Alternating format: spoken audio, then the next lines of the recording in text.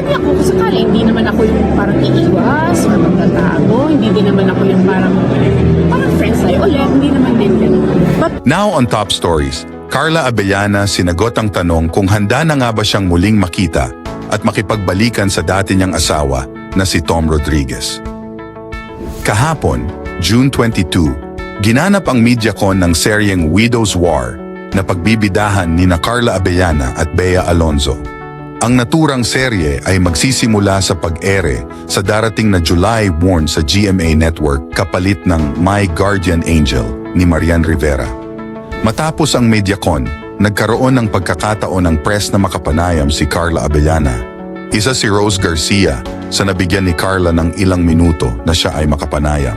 Diretsahang tinanong ni Rose si Carla kung ready na nga ba itong makita ang dating asawang si Tom Rodriguez kung sakaling magkaroon ng pagkakataon na mag-cruise ang kanilang landas. Sinagot ng aktres ang tanong na ito nang walang pag-alinlangan at ayon sa kanya, walang problema kung sakali naman na ito ay mangyari. Kung nariyan na sa harap niya, wala na umano siyang magagawa pa. Ganun pa man, hindi niya umano kailangan makipag-usap rito na parang babalik na sa pagkakaibigan ang kanilang muling pagkikita. Dagdag pa ng actress, nais pa rin niyang bigyan ng space si Tom sa kanyang buhay bilang pagbigay respeto na rin dito. Ayon kay Carla, kung sakaling mangyari yan, ready naman ako. Hindi naman kailangan ng preparation or anything. Kung nangyari, di ba, nandyan na siya sa harap ko wala tayong magagawa, saad ni Carla. I don't see the need na bumate, na mag-small talk, mag-conversation.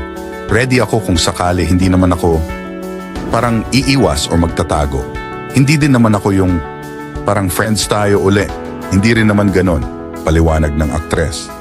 Ayon pa sa aktres, hindi rin umano siya handa na makatrabaho si Tom. kung sakaling mangyari yun, ready naman ako.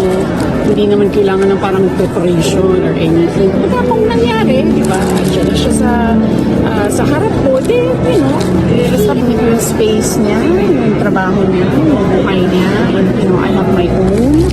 So, mahirap na nga to focus on my own life and career. So,